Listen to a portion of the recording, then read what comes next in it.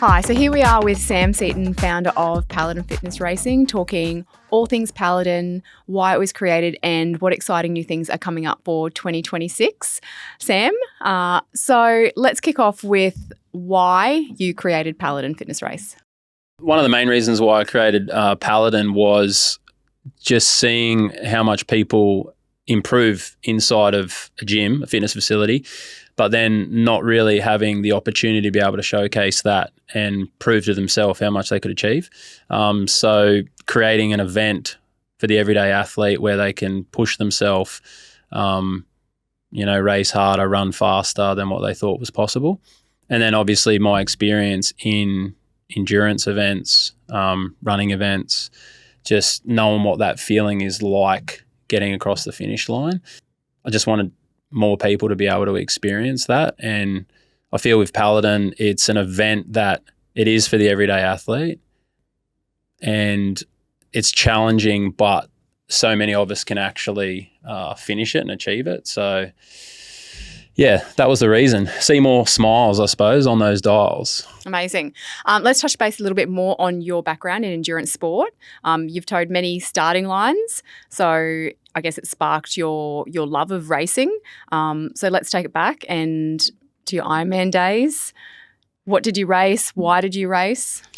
I think you could probably even take it a step back from that. I think with training or exercise, there's two types of people. So there's people that they have the discipline, they can just get in there, show up, hit their training. Me personally, I'm not one of those type of people. I actually need an event to be able to hold me accountable. And then along the way, I can see progress, challenge myself, and then always try and make small improvements.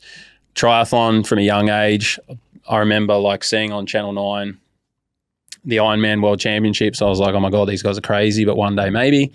And then maybe like a lot of guys found the party, needed something to get back on track, and triathlon or Ironman was something that held me accountable. Definitely movement meditation, and then just that whole challenge of improving and then getting across the finish line. It's an amazing feeling, I think, to be able to set a goal on an event of any length, whether it's a 5K run, 10K run, or an Ironman. So yeah, that gave me a lot of joy, and I think it's great if we just have more events, whatever they are, that people can participate in and get that same sort of buzz and accountability as well with their training. So yes, keeping them on track. 100%. Yeah. And in terms of your experience in the fitness industry, a lot of people may not know that you have been in the fitness industry for over 20 years, starting from a PT up to owning a gym. How did that change your life? I know in terms of not only, change the course of your life, talk about your life in the fitness industry. Yeah, fitness industry. Well, from a young age, I wanted to be a professional athlete, maybe like a lot of people, but I guess I didn't have the discipline.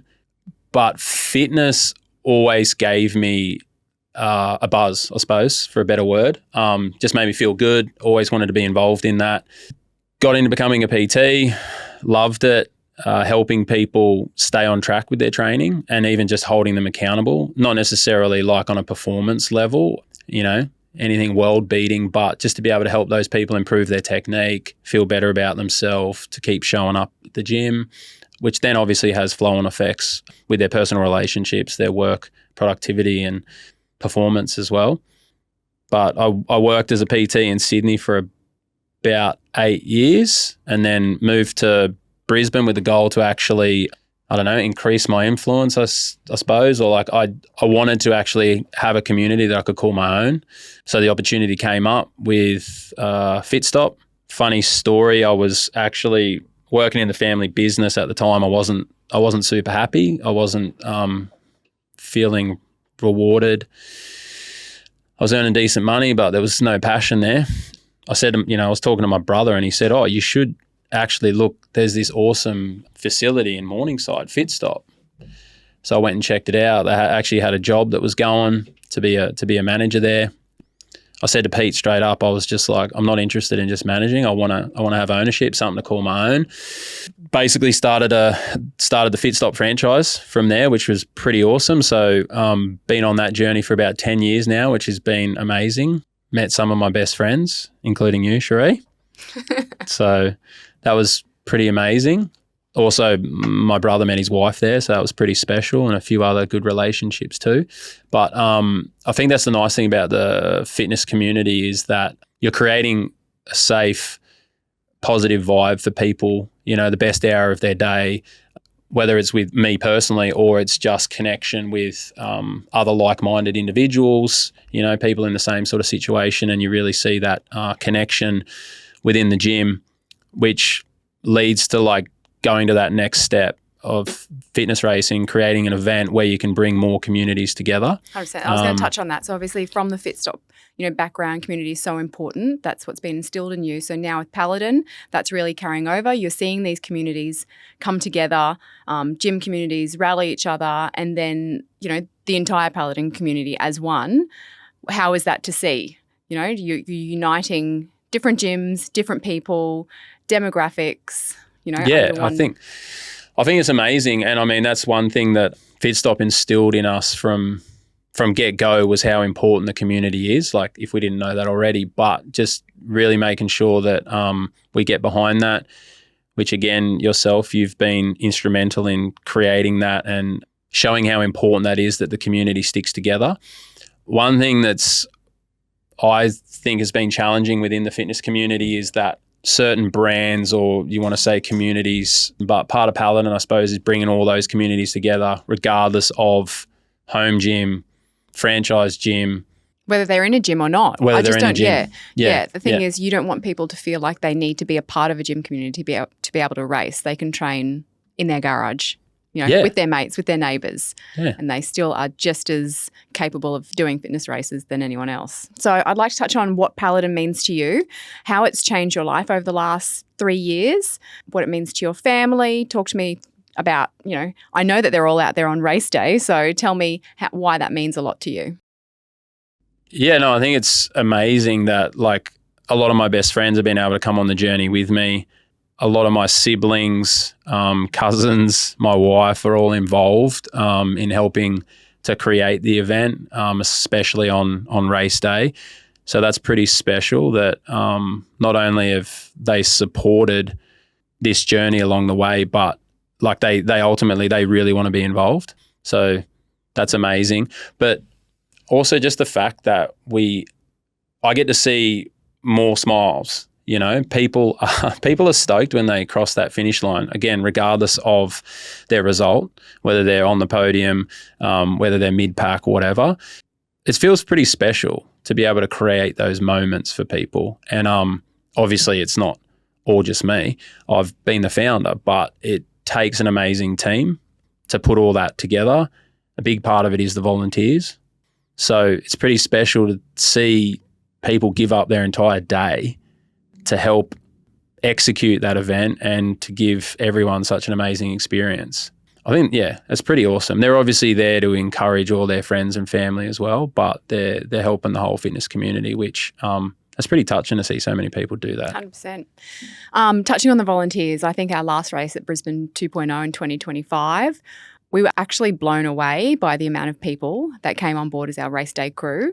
What do you think it means to them, and what does it mean to the people racing? Because why do I think we have so many volunteers wanting to be involved? I think it's because it's the everyday athlete. It's inclusive. It's good vibes.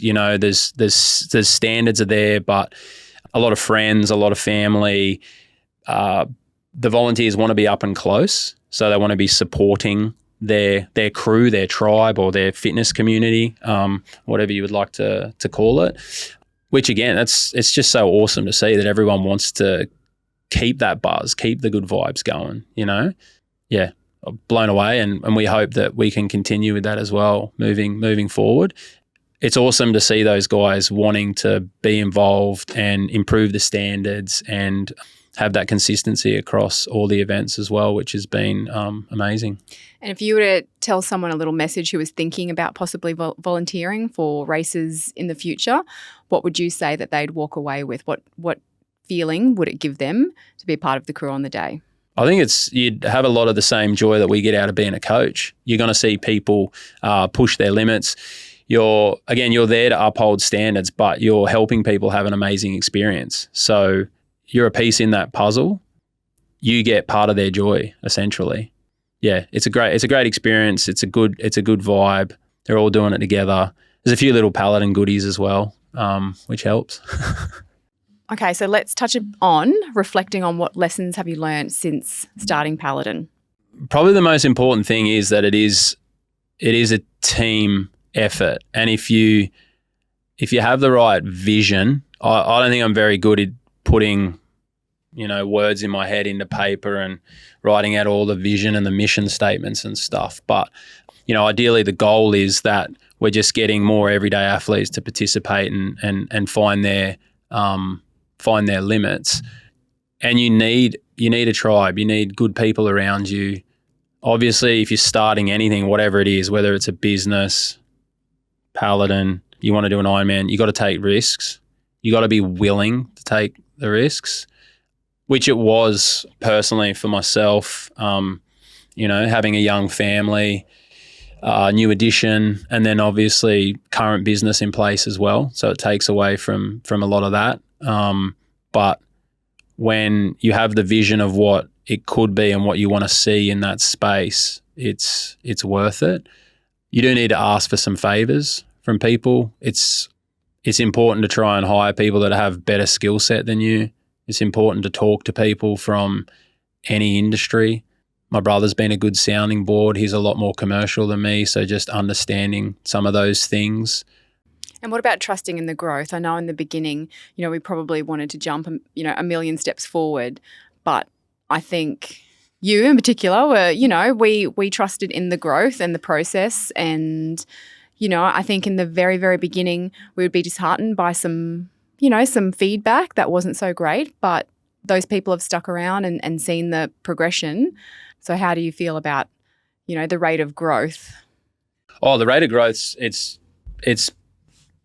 been incredible, in all honesty. And I probably had to be talked down a few times in terms of wanting to expand too quickly or wanting to add too many things to the event. So yeah, having good people around as sounding boards or advice has been extremely helpful. But it's a good point you bring up about the negativity, or whether you just say it's not negativity, it's constructive feedback, because it's that situation where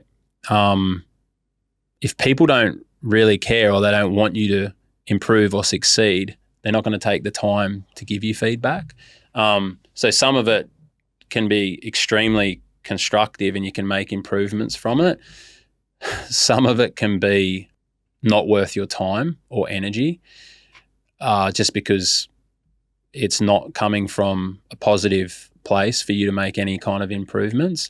Maybe the lesson there is focusing on areas where you can have a big impact on making change, and then that improves everyone else's experience.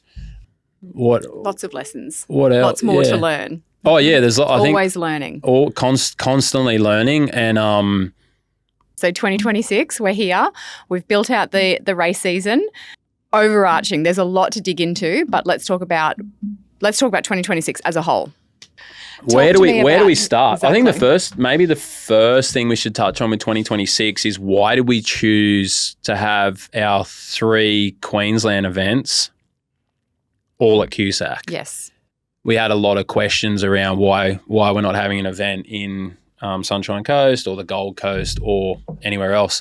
And the reason simply is that we feel that Cusack venue allows us to improve our offering and our experience, and we just want to make that event incredible. So we have it at Cusack. We feel like just the whole athlete experience is going to be amazing, and then from there we can learn some more lessons, get some stability in terms of even our setup and our pack down, and then we feel like it'll be easier to then replicate that or duplicate that at other locations. So it really came from a point of improving the athlete experience, essentially. Okay, so the races. Yes. Talk to me. How many? Where? How far are they spaced apart? And where are we finishing 2026? So the events, we've got the 3 Queensland ones in Cusack. We've got May, July and September. Pretty evenly spaced out. We've tried to keep it so that it's not ridiculously hot for that time, which again I think adds to the athlete experience, although November last year was a bit of fun. But we do love being outdoors. We love it. Oh, yeah. We have toyed with the idea of going indoors, Yes. which would make things a lot easier. But there's something about racing outdoors that is just the brand. That's what Paladin is. Oh, yeah. I mean, we've looked at a lot of facilities indoors which could definitely alleviate some anxiety about the weather. But you're right. That's part of what Paladin is that outdoor festival, carnival type vibe. So we love it, especially in Queensland. I think we love the outdoors. But yeah, so we've got those 3 events. At each event, we've got our standard Warrior race format, which we've had for the past 2 years. The second event of the year, so the July one of the days is going to be a new race format, which is more endurance focused. Which we'll dive into a bit more. Yep. So we'll break that down a little bit more. And then the third event of the year, we're having a new concept, which we've called the Showdown, which is essentially an invitational. So, yeah, we're pretty excited about that. And obviously we do have our standard Warrior. Yes. Race so it's important format. to know that with all the races that there is still Warrior format, so they can still race Paladin style, and then the endurance and the Showdown will be additional categories to those races. Correct. Yes. And then our first interstate event, which I'm super excited about. We've chosen Wollongong for that. Fantastic track. It's near the beach. It's in October. I think it's a great time of year. Just down the road from Sydney. So a bit of planning there with our logistics and our volunteers and all that, but super excited to have our first interstate. I spent a lot of time in Sydney, so I should have some friends that I can call on to help out, but we'll see. So yes, in terms of location, obviously interstate was always on the cards from the very beginning of when Paladin started. It was one of those things as well that we wanted to wait before, not grow too big. So tell me about, the different locations. Why did you choose Wollongong? Well, just touching on your point about not expanding too quickly and making sure that we nailed Queensland before we went into state, I'd have to say a big thank you to Peter Hull, because I did have a phone call with him to ask for some advice. And before we made our first interstate one, he was like, 2025, just nail what you've already got, really improve that athlete experience. So I must say thank you to him, because I think 2025 was a fantastic year and definitely set us up, put us in a great position for 2026. As part of the challenge with these stadiums where we're wanting to have the events is they've never had a fitness race like this before, so they don't actually know what to expect. You talk about a soccer match or, just an athletics carnival, it's pretty straightforward. So some of those facilities aren't as accommodating or encouraging for us to be there. When we went to Sydney, it was either to go to New South Wales or Victoria. Victoria, big reason why I wanted to go to Victoria was because Marty, who's our ops manager, is currently living there. So we've already got someone on the ground that can definitely help out with that. But yeah, it was just hard to find the right facility. All right, so now we're going to break down our race formats for 2026. So we're kicking off with the Warrior. So talk to me about what it is if someone's never raced Paladin before. So the Warrior format is our standard, our classic Warrior format, our OG format, which can be done as solo or doubles. The doubles is extremely popular, which is great to see. Essentially how that one works, I'll break down the doubles format, is you start together, 800 metres, so you're 2 laps of the track. You then enter zone 1. You complete zone 1, which is a combination of ergs and some movements. So as the doubles, you can split it however you like. There's no rules in how much distance or reps each athlete does, just as long as if you get the total. Then from there, you head out to our swap zone. So one athlete will stay in the swap zone, which is recovery. So you can have some drinks or electrolytes. The other athlete completes a 400-metre run, and then you just swap over. Once both athletes are done, you head back into the fitness arena, complete zone 2, and then you just keep following that format. So zone 3 and then zone 4. And then on the final one, complete the 800 meters together and finish line, high fives, get your medal, full celebration. In terms of the movements, they're all achievable. They're all standard functional movements: ground overhead, lunges, burpees, box overs. The ergs, thanks to Concept 2, got a partnership with those guys. Best machines in the business, so ski, row, and bike as well. Now, let's compare it to some other popular hybrid races out there, which I guess a lot of them are known for being a running race, predominantly running race. Obviously, our running is a little bit less, but we are more of that muscular endurance, not necessarily strength, but it is that real even mix between running and your reps and your erg work. Why did you format it like that? You think it's a great even mixture for the everyday athlete as well as challenging for elites? When you're talking about this other hybrid race, I don't mind saying it, you're talking about HYROX. That's totally fine. It's very popular. They've done a great thing for the space, and that's fantastic to see so many people involved. But yeah, there is a big difference in HYROX, regardless whether you're doing solo or doubles. You've got to run the whole distance. In our event, solos, yes, you have to complete all the running, which is a total of 4 kilometres. Whereas with the doubles, in between the zones, they get to split it. So it's 400 metres each, so they get to have a break. I think this has been a great idea in terms of there is a lot of people in the fitness space that don't like running. And this allows them to get involved in the event. They do get to have a lot more recovery. I think it's way more achievable. The movements that we've done, the rep range we've done, the weights that we've done, again, it's challenging but achievable, and all the movements are done within functional fitness movements. So let's touch on fitness racing. And you've always said you're very encouraging of any fitness race. You don't see any other fitness race as direct competition. You're grateful for the movement that it is right now. Talk to me a little bit more about that. Well, it's not just specifically fitness racing. I think it's actually any kind of event, any kind of fitness. I'm not one to ever bag. If someone wants to do Pilates and they think it's the best thing for them, then it's fantastic. They're moving. They're being held accountable. They're doing something good. I think it's amazing. Same with fitness race. It's not, what do you say, either or. It's like everyone can exist, you know. The more participation that there is, I think the better. If you're touching on HYROX, like I said, they've created a great movement. Again, I think they're fantastic. It's just like running races. I think it's fantastic. And it's so good to see the explosion of running races, to see the explosion of run clubs, you know. I could say, I don't think it's ideal if someone's only running and not ever doing functional movement. But if they're a runner and they're crushing it and they're training and, you know, they're enjoying what they're doing, that's awesome. And that is a win. Probably could go down a deep, dark hole in terms of what's the best thing for people to do, but it's like they're enjoying it. That's awesome. Yeah. I think get after it. Do you know what the format is? I do. Yes. Do you?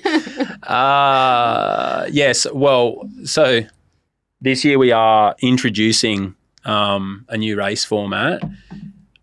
We're not going to disclose every single piece of it. We don't want to give away all of it, do we? We're going to know. We're not giving it away. It is called endurance, so Yes. I guess that will tell Yes. a bit of the tale. Yes. We will be releasing it well before race day. Yes. But tell me why, a rough overview of what it is and who it might be targeted for. Well, so the endurance race format, essentially it is endurance. It's going to be a longer event. Yes, there is more running in it. Yes, there is more ergs in it, and there's going to be less reps. So maybe it's more suited to a runner or a triathlete, endurance athlete, a hybrid athlete, a HYROX or something like that. It definitely would suit me more of a diesel engine. Like I prefer to train for longer, race for longer. So I'm pretty excited for that one to come along. It's not going to be 8 kilometres of running, but it's going to be more than 4 kilometres of running. We'll just say that. Nice. And so that will be only in race 2, so the July event of 2026. Yes. And explain how those days are going to run. Obviously, you'll have warrior on one day, endurance on the next. Can someone race both, or is it either or? Yeah, definitely. So the July event Saturday will be our OG warrior race format, and then the Sunday will be the endurance race format. So obviously that gives people the ability to be able to race both, whether they do the doubles OG on the Saturday and then the solo on the Sunday, up to them. I know there's a lot of weapons out there that do multiple events, so that's good.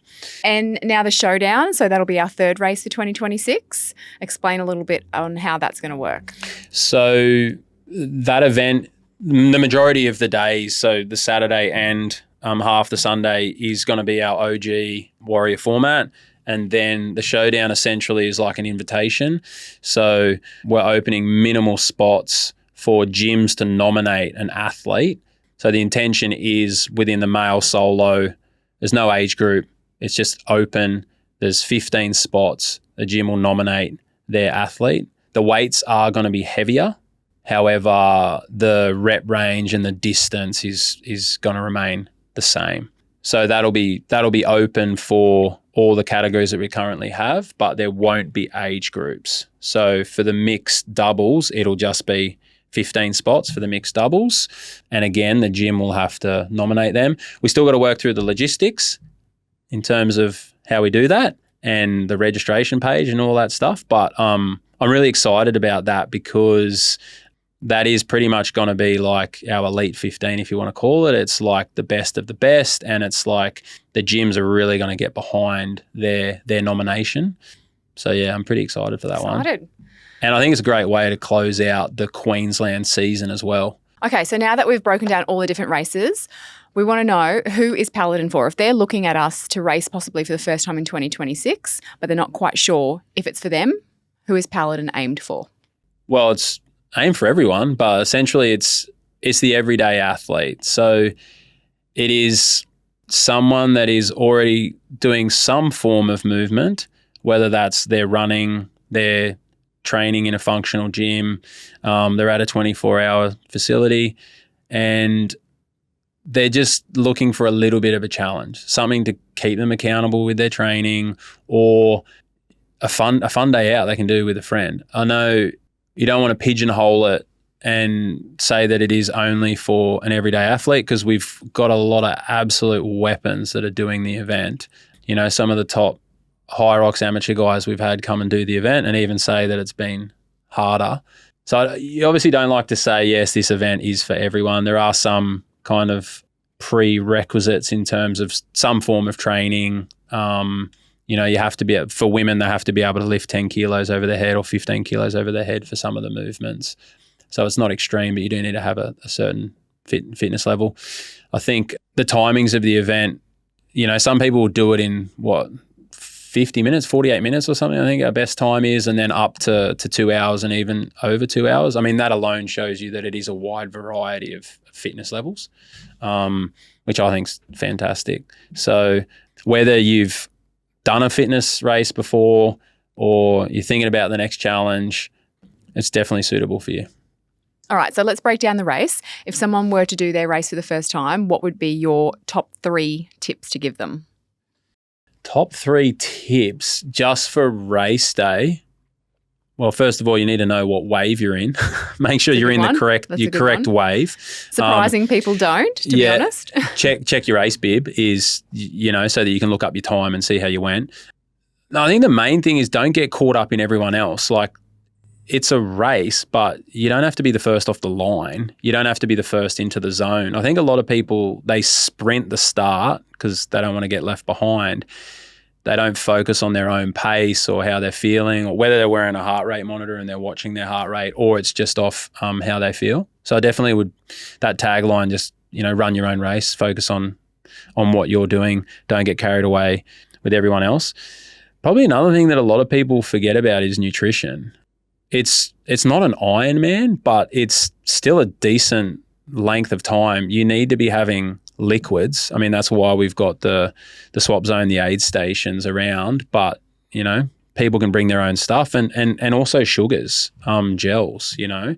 It's going to be beneficial, and making sure that you're eating something before your event, you know, whether it's 60 minutes, 90 minutes, 2 hours, whatever you're comfortable with, but you definitely need to be having something. I think it's it's probably more common with women than men. That's just from my experience, is not focusing on that pre-race nutrition and during race. So I think those things are pretty key.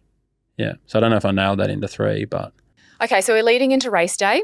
Tell me some of your top tips on how to prepare for it, and that can include training, mindset, basically everything leading into it. Yeah, I mean, there's a lot of things that could be discussed there, but we'll try and narrow it down to some bangers or some real key takeaways. I think just before we were talking about, a lot of people focus on intensity rather than consistency, which I actually see in the gym a lot of the time. People think every session they need to come in and just hit it and hit it hard, which is funny for me to see, because coming from an endurance background, it's like the opposite. A big focus is just on your ability to be able to keep showing up, and part of that is keeping the intensity lower. But then when you hit your hard sessions, you're really getting after it. Like it's full throttle. So that's one thing, is people probably need to drop their ego, or when you go into the gym, just hit it with the right purpose. So yes, there's days when it needs to be intense. There's also days when you need to chill. Great insert into your training is something easy like cycling, swimming, or even running. But then running is a funny one for a lot of people. They think they need to complete 5Ks as fast as they can, or they find it too hard. Their heart rate increases too much. So a simple trick there is just you do your walk run. So 2 minutes on, 2 minutes off. So 2 minutes walking, 2 minutes running. And then over time, you just build it up and shorten the walking to 30 seconds or eventually nothing at all. And if you do have a heart rate monitor, just watch that. Try and keep it in your lower zones without going into too much technicality on zones and stuff. But you just don't want spikes too much. You want to try and keep it lower. Another key thing is obviously recovery. If you're feeling cooked from you've had too much going on with work or kids or whatever it is, don't try and push it. It just goes back to that consistency piece, and everything gets compounded. You know, if you're training for 8 weeks, 12 weeks, whatever it is, all those sessions add up to a good race day. It's not just 1 or 2. Another thing to consider or remember is everyone feels like they've never done enough, like they could do more. Again, going back to endurance training, we always have taper. So it's 2 weeks, you gradually decrease your intensity and your load, more your load. So I think people can definitely do some tapering. Again, without getting too technical, you can just take a few days off and then lower the intensity if you want, or you keep the intensity, but you're just not doing as many efforts. There's some great tools out there that you can use, whether it's sauna, compression boots, skins. I don't even know if they're still around, but you wear them to bed. That can just help with your DOMs. Nutrition, practicing your event leading up to the actual race. So doing a race sim, I highly encourage you doing that, just so that you get the feeling of your pacing. I think it's a good thing to do, maybe 2 or 3 weeks before the event. And then if you need to make any adjustments, make any adjustments. Try not to wear too many new things on race day. Good tip. Yeah, don't bust out the brand new shoes and get blisters. And At least wear them in the day before or something, yes. Yeah. I think there's a lot of things people can do. I mean, the one takeaway is honestly, it's not all about intensity. Yeah. Consistency. Yeah, it's consistency, and also where you can learn some skills, whether that's on the rower, the ski erg, within the actual movement, your efficiency. And especially when you're doing the partners, you're trying not to spike your heart rate too much, which I know is challenging. But that one tip would be you got to work out whether you want to do shorter swap overs or longer swap overs. But yeah, the heart rate spikes is what can kill your performance. Let's talk a little bit on training structure. So I know the triathlete life. I know that, my husband, yourself, I know that sometimes you get coaches. It is quite structured. Obviously, you're leading up to an end goal and you need to know that you're putting in those hours. For someone doing an everyday athlete fitness race, do you think having a structure leading in, say, for example, an 8-week block, a 12-week block, is essential, or do you think it's okay just to wing it and do your everyday training? A big difference between an Ironman and a marathon and then a hybrid race. And then if we're just talking about a hybrid race, fitness race, Paladin or HYROX, depends where you want to be within that event. But for most people, being involved in a functional training facility, you're hitting your sessions 3 to 4 a week. And then if you can add in a run, you're going to have a good performance. It's different if you're on the podium and you're wanting to be right at that top level, then yes, obviously encourage you to have a coach, to have a tailored program for you and your ability. For probably 98% of us, we're going to crush it by being involved in a facility, so training at the gym, and then outside of that, trying to hit at least one run.